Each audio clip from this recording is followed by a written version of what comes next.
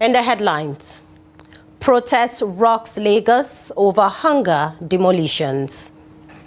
7 killed as suspected bandits, illegal miners clash in Kaduna community. INEC confirms 93.5 million people registered across 36 states, including the FCT. On the foreign scene, dozens injured at state funeral for Kenyan opposition leader Odinga.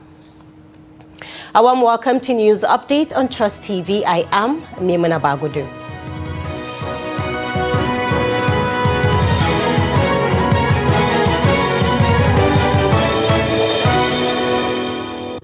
Now, hundreds of protesters on Friday took to the streets of Lagos, marching from Ikeja Bridge to Alausa, the seat of the Lagos state government, to demonstrate against worsening hunger and the demolition of buildings in Owori Shoki. Led by the Take It Back movement in collaboration with other civil society organizations, the protesters said the demolitions have rendered many residents homeless and worsened economic hardship for low-income families. Now, eyewitnesses said the march began around 10 a.m. with participants gathering as early as 7:30 a.m. before proceeding towards the state secretariat in Alausa, carrying placards with messages such as "Stop the demolitions," "End hunger now," and "Government should protect the poor." The demonstrators accused the state government of enforcing anti-poor policies without providing adequate notice or alternative shelter for displaced families. Now, security personnel, including police officers and operatives of the Lagos Neighborhood Safety Corps, were stationed along major routes to maintain order. By midday, the protesters had reached the Secretariat complex, chanting solidarity songs and demanding an audience with Governor Babajide Sanwo-Olu or his representative to present their grievances.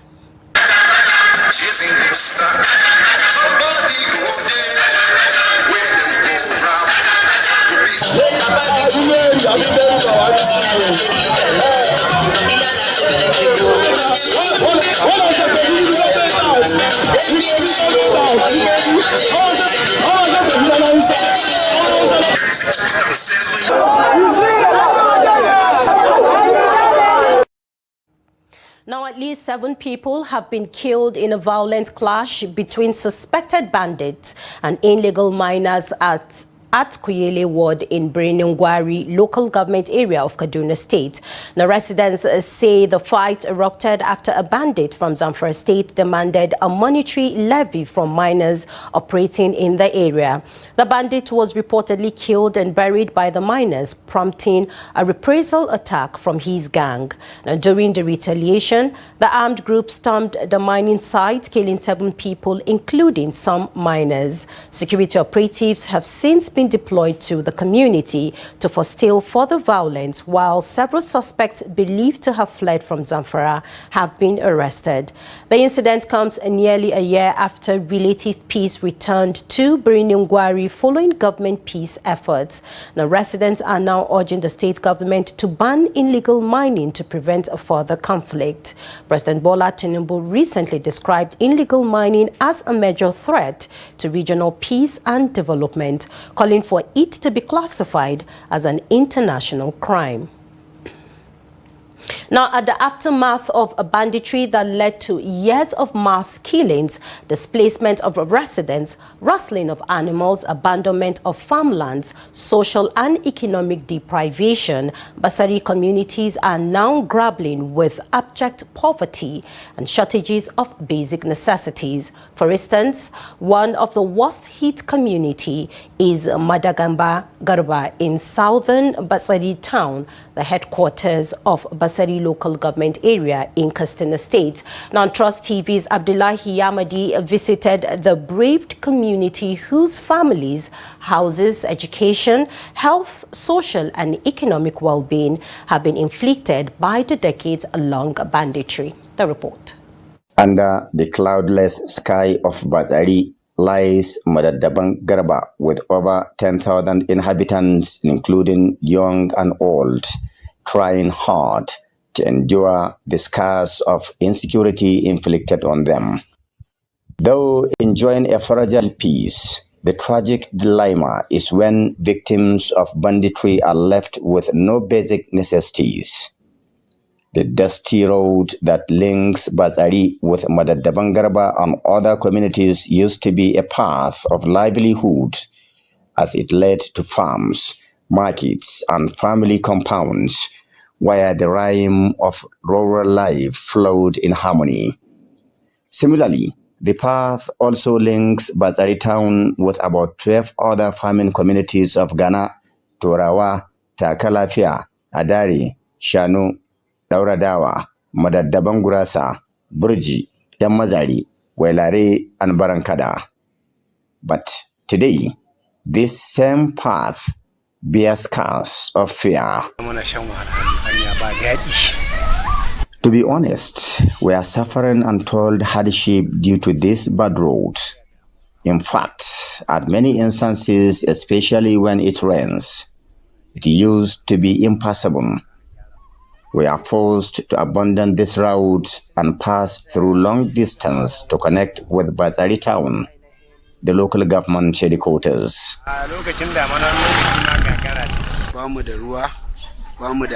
Shamwelu Aminu Madadabang Fegi is my name. At the moment, we don't have access roads. Our school is in pathetic condition. No health facility, no water. They have all collapsed. For over 10 years, we want the relevant authorities to rebuild our communities in the spirit of humanity.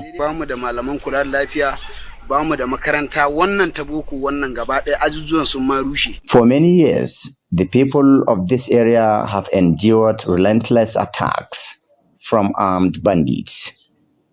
They have watched their families scattered, their elders displaced, and their young men buried in shallow graves. Women have been kidnapped, assaulted, and left broken. Children now grow up knowing more about gunshots than the basics of life, such as education. Again, the poor state of their road, school, hospital, and water facility in this once vibrant community remain a mirage. My name is Hamisu Jibiru, Madadabangarba. This village is in terrible condition. Our houses have collapsed due to years of banditry. We need help from relevant authorities. Since the peace deal with bandits, we have never received any intervention from anywhere. My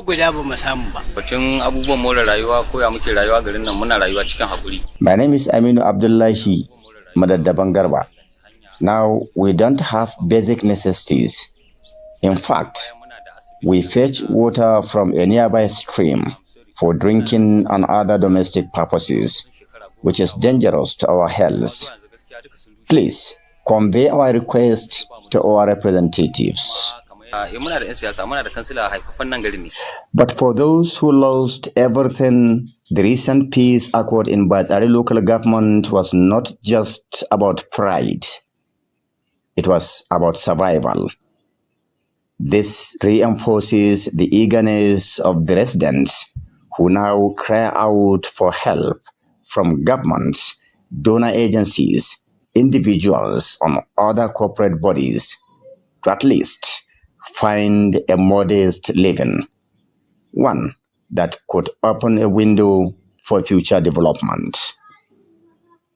Abdullahi Ismayamadi, Trust Television News, Kaduna. Now, the Academic Staff Union of Universities, ASU, has called on the federal government to increase funding for public universities, warning that chaotic underinvestment remains the root cause of recurring strikes and declining global rankings. Now, appearing before the Senate Committee on Tertiary Institutions and TET Fund on Friday, ASU President Chris Puona said the ongoing two-week warning strike stems from unresolved issues dating back to 2011, including inadequate funding, poor working conditions, and lack of university autonomy. Piwana disclosed that although the National Assembly approved 150 billion naira for university revitalization, only 50 billion naira has been released and remains stalled at the Ministry of Education, which allegedly plans to share it among all tertiary institutions. He urged the Senate to ensure transparency and that the funds are used exclusively for universities, while also raising concerns over alleged encroachment on University of Abuja land by the FCT Minister Nyesom Wike. Now, ASU began its warning strike on October 13, accusing the government of failing to honor the 2009 FGN ASU agreement, while the government insists it has met most demands and maintains its no work, no pay stance. ASU says only sustained transparent investment can end the cycle of strikes and restore stability to the university system. Now, the federal government has called on all teacher training institutions across Nigeria to integrate sign language education into their curricula as part of efforts to promote inclusive learning and bridge communication gaps for learners with hearing impairments. Minister of State for Education Suwaiba Said Ahmed made the call in Abuja on Thursday during the 2025 International Day of the Girl Child celebration themed Lead a Change, Learn Sign Language Today. She said the Federal Ministry of Education, in partnership with the Universal Basic Education Commission, UBEC, remains committed to creating accessible and inclusive learning environments that empower all children, particularly girls with disabilities. Ahmed stressed the need for the policy alignment, coordinated funding, and synchronized programs to ensure that a girl who begins her journey in primary school has pathways leading to secondary education, vocational training, and beyond. She emphasized that disability inclusion must not be an afterthought, but a core national principle. According to her, sign language is a bridge, not a barrier, connecting minds, shaping friendships, and unlocking futures. The minister urged parents, teachers, and communities to support inclusive education and empower girls to lead change one sign at a time. Now, the United Nations Children's Fund, UNICEF, has decried the poor or, in some cases, total lack of hygiene facilities in communities and schools across Borno State. UNICEF also stated that the Northeast ranks second with just 8% of people skilled with proper hand washing techniques. According to the fund, in Borno State, only 14% households have access to washing facilities, while 20% of schools boast of the basic hygiene. Now, speaking on the sidelines of this year's Hand Washing Day, UNICEF's Chief of Maiduguri Field Office, Marie Makos, while stressing the importance of hand washing, said it reduces the spread of diarrhea, respiratory infections, cholera, Ebola, smallpox, and COVID-19. The more our plan and action continue with, of course, in partnership with the government.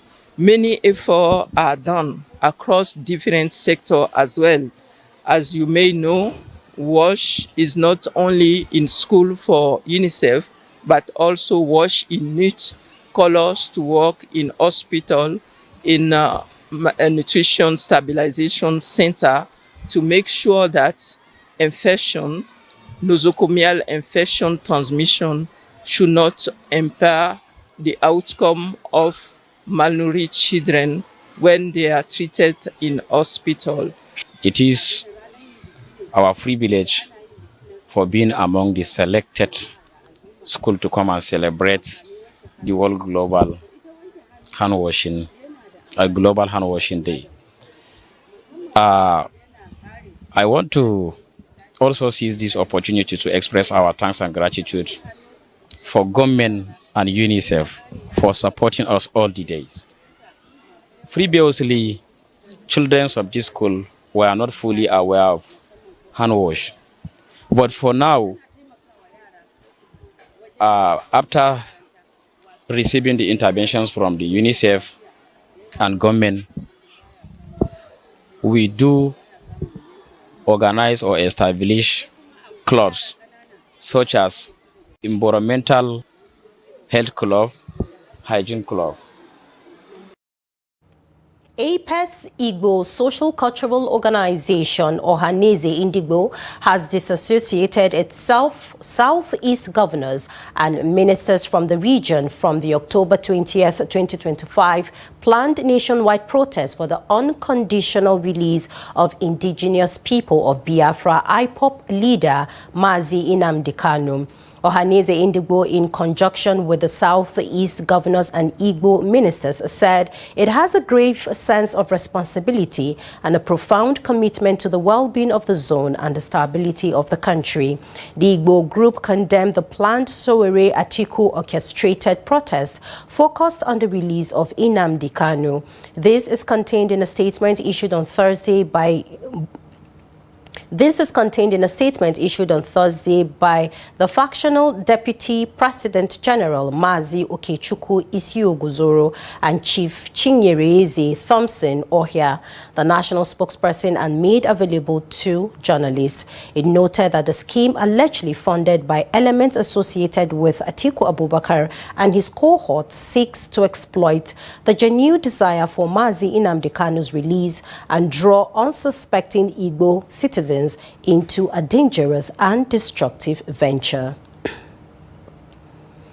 Now, the coalition of northern groups has warned against planned protests demanding the unconditional release of the detained leader of the indigenous people of Biafra.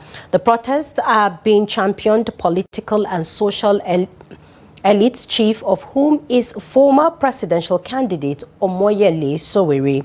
The coalition finds it odd that Democrats are openly advocating for a man whose violent sectionist agenda has claimed the lives of hundreds of Nigerians since it began in 2017. In the light of this, CNG insists that no amount of a street protest will erase the atrocities committed in the course of Igbo activities. It is morally reprehensible and politically irresponsible that some individuals who claim to be Democrats are openly advocating for the release of a man whose violent successionist agenda has claimed over 1,200 innocent lives, including more than 400 security personnel, banned over 100 police stations, and caused the destruction of property worth over 450 billion across the Southeast. CND warns that no amount of street protest or emotional manipulation will erase these atrocities or compel the Nigerian state to compromise the rule of law. This is News Update on Trust TV, coming up after the break. INEC confirms 93.5 million people registered across 36 states, including the FCT. More news when we return. Do stay with us. Welcome back. If you're just joining us, this is the News Update on Trust TV. Let's take a look at our top stories once again. Protest rocks Lagos over hunger demolitions. And 7 killed as suspected bandits in legal miners clash in Kaduna community. Now moving on to more stories, Barangada community along Das Road in Bauchi State has appealed to authorities in the education sector to address some of the challenges affecting the smooth running of their primary school, particularly in the area of girl-child education. The appeal was made at the community's primary school when a group of journalists visited as part of activities marking the 2025 International Day of the Girl Child. And Trust TV's Adamu Imam completes the report.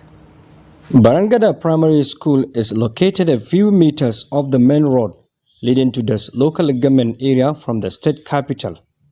According to the school-based management committee, the school is in urgent need of water facility and perimeter fencing to enhance security and promote a conducive learning environment. Problem about the parent of the Barangada Primary School.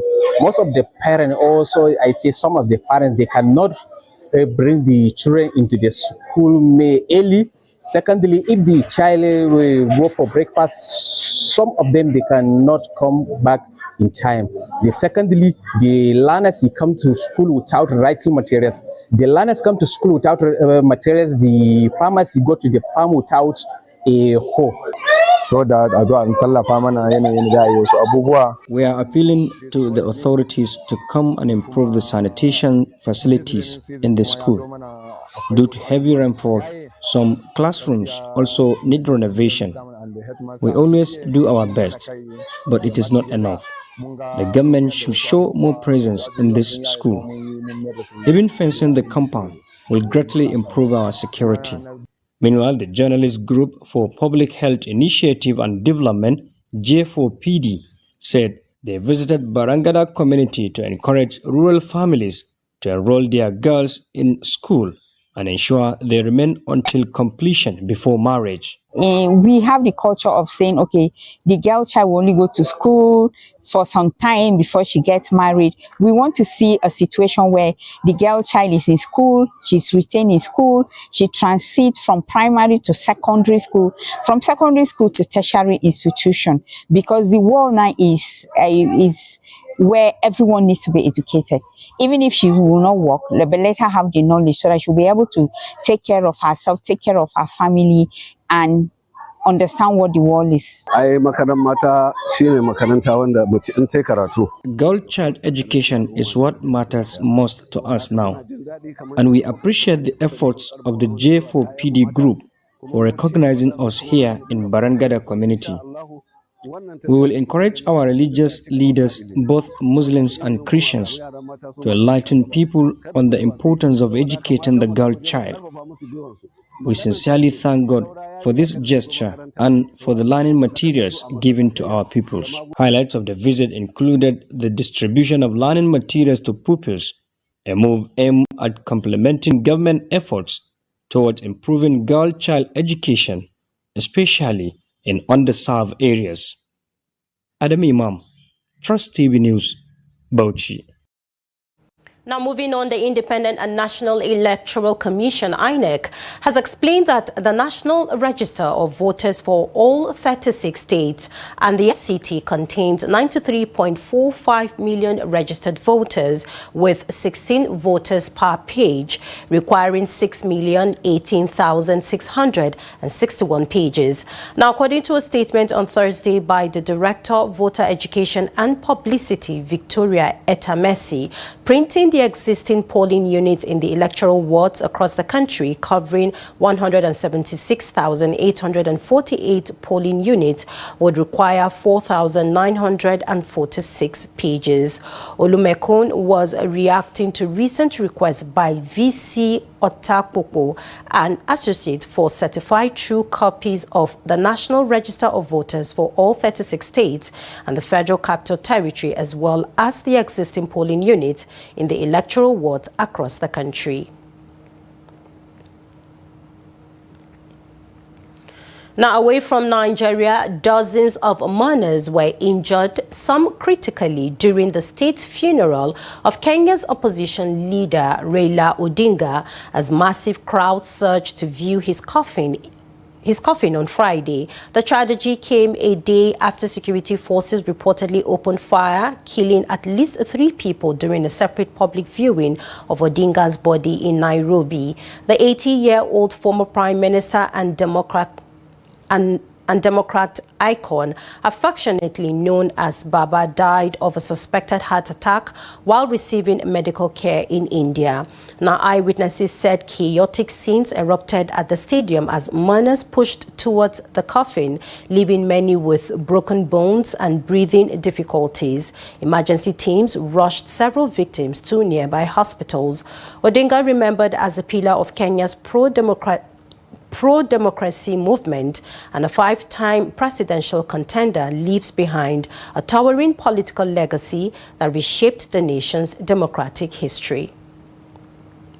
And now in sports, the Nigerian Football Association, NFF, has cancelled the Super Eagles' proposed international friendlies against Venezuela and Colombia, earlier scheduled for November in the United States.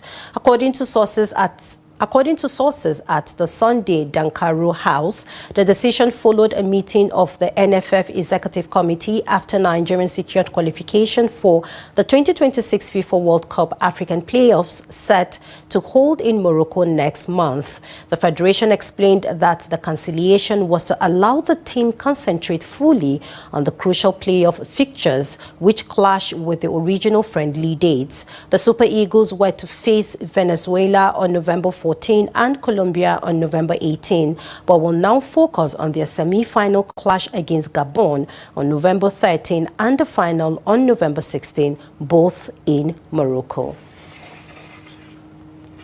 With that, we've come to the end of News Update on Trust TV. Do well to follow us on all of our social media platforms and subscribe to our YouTube channel for more news.